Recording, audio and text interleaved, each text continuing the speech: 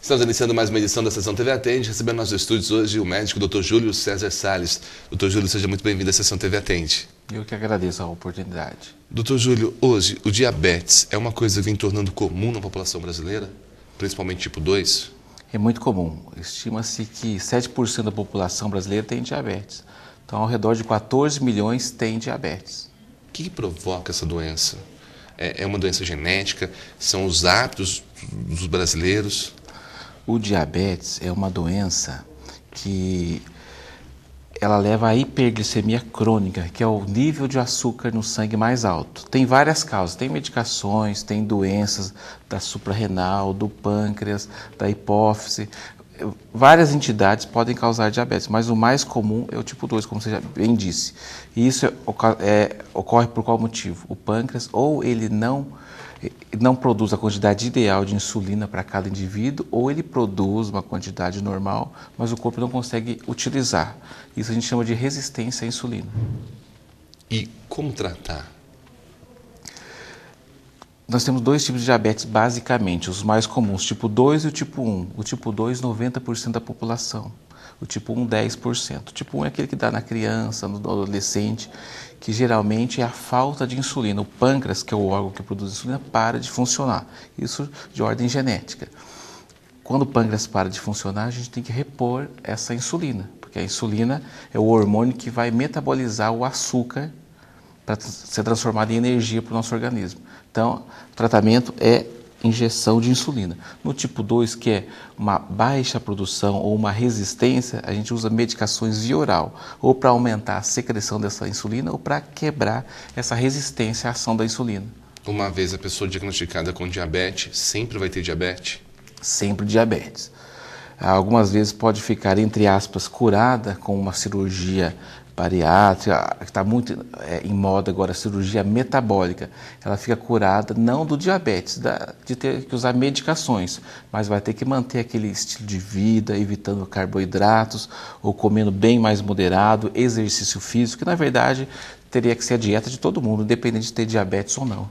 A diabetes é uma doença silenciosa, a pessoa consegue observar que alguma coisa está errada com o organismo? Algumas vezes, ao diagnóstico, quando a glicemia, que é o açúcar no sangue, está muito alta, ela pode dar sintomas, principalmente quando vai se fazer o diagnóstico. E os sintomas são boca seca, urinar muito e perda de peso. Mas o mais comum é não dar sintomas. Então a pessoa tem essa hiperglicemia, não tem nenhum sintoma, acha que está tudo bem. Na verdade, ela já está com diabetes. E esse açúcar alto no sangue, a longo prazo, vai trazer complicações. Infarto, derrame, cegueira. Como não dá nenhum sintoma, a gente chama de doença traiçoeira. Porque quando já aparece uma dessas complicações, aí é já um pouco tarde para tratar essa complicação. Mas para prevenir, a gente consegue ainda prevenir que apareçam outras complicações.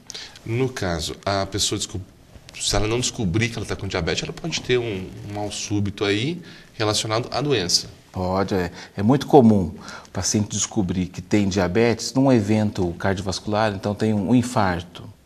Aí a pessoa é internada, é tratada e se faz o exame de glicemia, vê que ela é diabética, um AVC, que é o derrame. É muito comum. No caso, quem tem diabetes tem uma vida diferente? Tem que tomar cuidados com acidentes, com pancadas? Na verdade, a vida do diabético teria que ser como a vida de qualquer pessoa saudável. Então, uma alimentação saudável, evitar abuso de carboidratos, ter uma atividade física diária e hábitos saudáveis. Em relação à sua pergunta sobre traumas, o que acontece? No diabetes avançado, ele pode trazer uma complicação chamada neuropatia. Essa neuropatia é a doença do nervo. Então é mais comum o diabético que tem essa neuropatia perder a sensibilidade de mão, de pés, formigamentos. Quando se perde essa sensibilidade, aí tem um risco maior de lesões, de machucar os pés, há casos até de pacientes que têm essa neuropatia avançada, que estão andando em casa ou na rua, perdem o chinelo e nem se dão conta que perderam por falta dessa sensibilidade. Todos os diabetes, os tipos de diabetes, são diagnosticados por um mesmo exame ou não? Todos são o mesmo exame, que é a glicemia. É um exame que a gente faz do laboratório. Tem dois meios de serem feitos, ou em jejum, 8 horas de jejum, a gente vai no laboratório. Se der 2 medidas iguais ou maiores que 126, é diabetes. Ou um outro exame que a gente chama teste de tolerância oral à glicose. Vai no laboratório, é retirado o sangue, aí o paciente toma um copo de um suco de glicose, 2 horas depois é medido de novo essa glicemia. Se ultrapassar 200, é caracterizado diabetes. A pessoa que descobriu que está com diabetes é uma mudança total de vida, né? Para ter uma qualidade de vida boa. Isso, descobriu que está com diabetes, como eu disse, toda pessoa deveria ser assim. Tem que ter uma vida saudável, exercício, atividade física, uma dieta sem abuso de carboidratos, ingestão mais de verduras, vegetais. Tendo uma alimentação saudável, praticando esporte, a pessoa consegue ficar mais longe do diabetes? Consegue.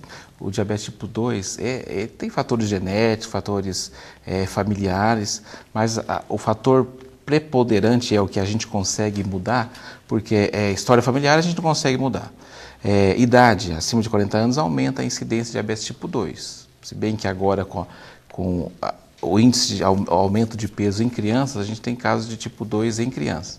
Mas a gente não consegue mudar a questão da idade, a questão da herança familiar, mas a atividade física e a perda de peso, sim, a perda de peso é um dos maiores fatores de causar diabetes, porque o aumento do peso vai causar essa resistência à insulina. O senhor falou uma coisa importante, crianças, vem crescendo isso aqui na nossa região? Também vem crescendo.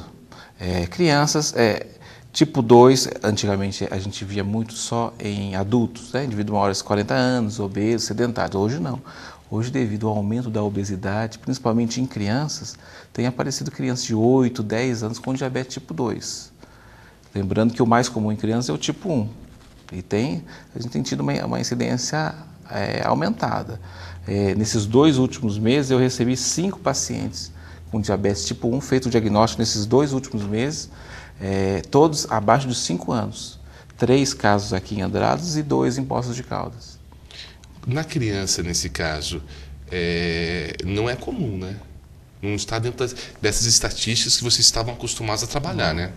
O tipo 1, sim, é mais comum na criança. O tipo 2, não. O tipo 2 só começou a aumentar depois do aumento da obesidade, né? Infantil, principalmente a obesidade infantil.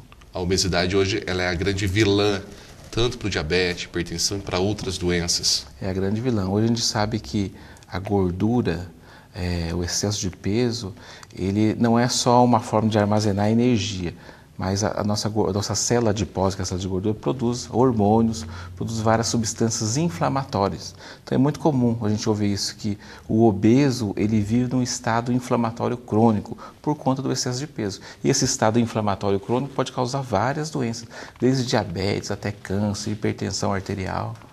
Tá, joia. Doutor Júlio, eu agradeço a sua participação e até uma próxima oportunidade. Eu que agradeço e estou à disposição. Começamos hoje na sessão TV Atende com o médico Dr. Júlio César Salles.